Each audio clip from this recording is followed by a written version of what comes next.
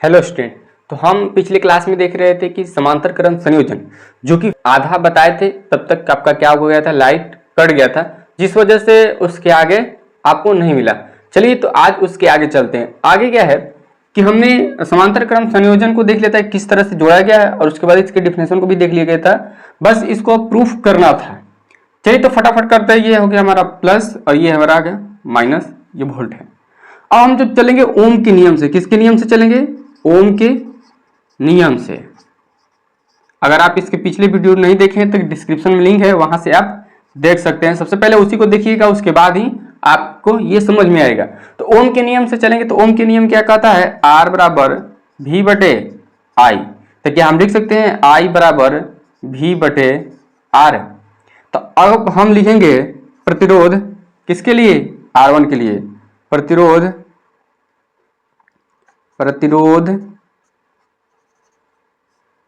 R1 के लिए,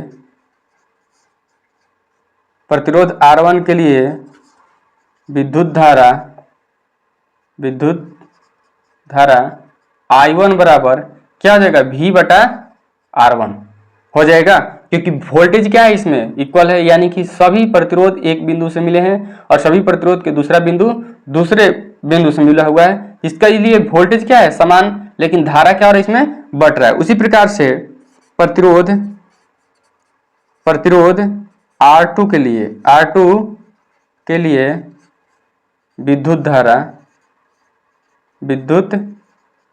धारा I2 बराबर क्या हो जाएगा? V बटा R2।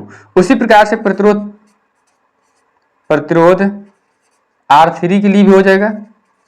R3 के लिए क्या हो जाएगा? विद्युत धारा I3 बराबर V बटा R3। अब अगर मान लें कि सभी विद्युत धारा क्या हो? केवल I हो।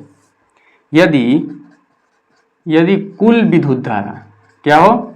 कुल विद्युत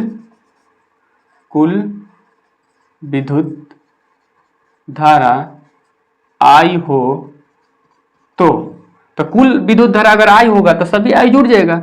I बराबर क्या हो जाएगा? I1 plus I2 plus I3, इतना ही है। I1 I2 I3।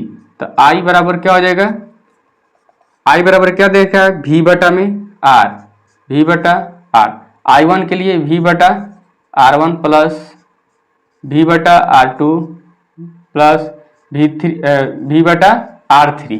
अब इसके बाद अगर देखेंगे कि V का क्या रहा है? कॉमन हो रहा है, तो हम इसको ले लेंगे। V बटा R बराबर V 1 बटा में R1 प्लस 1 बटा में R2 प्लस 1 बटा में R3। तो यहाँ पर क्या हो जाएगा? देखिए इधर गुणा में है तो इधर आएगा तो भागा में, यहाँ लिखेंगे ना V, तो क्या हो जाएगा? V से भी क्या हो जाएगा? कैंसिल।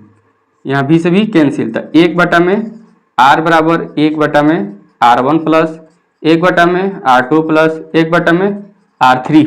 तो यही होता है समतुल्य प्रतिरोध, यानी समांतर संयोजन या समांतर क्रम संयोजन के लिए समतुल्य प्रतिरोध क्या हो जाएगा? 1 बटा में R इक्विवेलेंट 1 बटे R1 प्लस 1 बटे R2 प्लस 1 बटा R3, और यही हमारा क्या हो गया? समतुल्य प्रतिरोध। और ये हमारा प्रूफ हुआ। अब अगला प्रश्न ये आता है कि यदि अगर केवल दो प्रतिरोध हो तो उनको जोड़ने के लिए समतुल्य प्रतिरोध क्या होगा? आइए फटाफट उसको एक झलक में देख लेते हैं। आप इसे फटाफट स्क्रीनशॉट ले लीजिए या फिर नोटबुक में अपना नोट कर लीजिए। चलिए हम देखते हैं। ध्यान रखिएगा किसको? समतुल्य प्रतिरोध को। 1 बटा में R1 प्लस 1 बटा में R2 प्लस 1 बटा में R3।